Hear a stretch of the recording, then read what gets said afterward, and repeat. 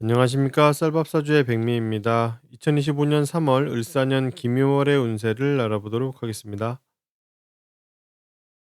오늘은 신금의 월운을 알아보겠습니다. 김유월은 3월 5일부터 시작됩니다. 신금도 앞선 영상의 경금처럼 앞으로 10개월간의 진로를 고민하는 달입니다.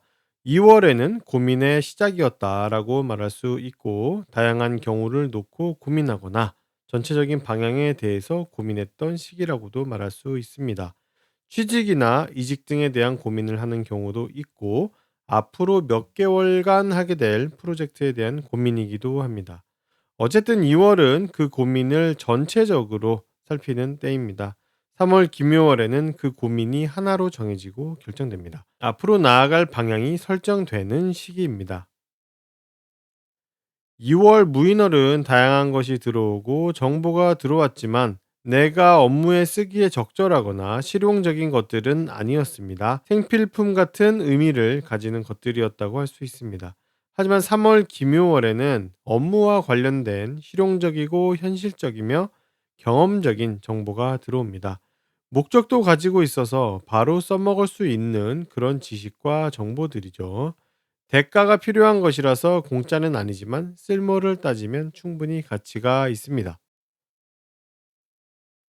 신금이 12월부터 준비하여 1월에 새로 가지게 된 역할이 3월 김요월에는 한 단계 올라가게 됩니다. 약 3개월간 충분히 준비를 거치면서 제대로 업무를 할 수 있을 정도로 역량을 만들어 놓았기 때문에 일어나는 일입니다. 신금이 역량을 발휘하는 대상이나 수준이 달라지는 달입니다. 마찬가지로 1월부터 신금은 새로운 모습을 가지게 되었는데, 이 또한 3월 김요월에는 한층 업그레이드 되는 모습이 나타납니다. 작년 갑진년 8월부터 공동체를 상대로 써왔던 업무 방식을 3월 김요월부터는 쓰기 어렵게 됩니다. 3월 중순이 지나면 그 방법을 쓰지 않게 된다는 것을 알게 되고, 4월 경진월이 되면 확실히 쓸 수가 없습니다. 공동체를 대상으로 하는 업무 방법이라는 것은 불특정 다수를 상대하는 업무 방법, 하나의 물건이 아니라 여러 개의 물건을 다루는 기술 등을 의미합니다. 1월 정축월 중순이 지나고부터 신금은 자신만의 돈벌이 수단, 업무 방법, 기술 등을 찾아보고 만들어 보려고 합니다. 그것이 3월 김요월에 나타나게 되는데, 3월 김요월에는 그 방법을 쓰기 위한 준비를 끝내는 것이라고 할 수 있고, 4월 경진월부터는 그 방법을 확실히 쓰게 됩니다. 신금에게 3월 김요월부터는 제자 부사수, 내 일을 대신할 사람이 나타나기 시작합니다. 여러 명은 아니고 한 사람입니다. 그리고 3월 김요월에는 알려지기만 할 뿐이고, 실제로 내 일을 대신하거나 내 제자 혹은 내 부사수로서 자리를 잡는 것은 4월 경진월부터입니다. 신금이 공동체에서 챙겨가면서 다루는 업무가 있습니다. 작년 11월부터 시작했던 업무입니다. 책임감도 느끼고 부담감도 느끼던 일입니다. 김해월에는 그 업무의 성격이 그 전과는 달라지기 시작합니다. 예를 들어서 등산이라고 생각을 해본다면, 정상까지 올라가는 그 과정이 3월 김해월 전이고, 정상에서 내려가는 과정이 3월 김해월 이후입니다. 그래서 3월 김요월을 기점으로 업무의 스타일이 달라진다라고 말할 수가 있는 것이죠.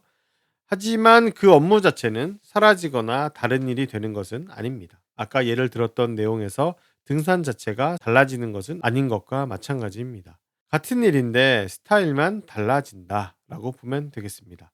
상당히 바쁜 시기이기도 합니다.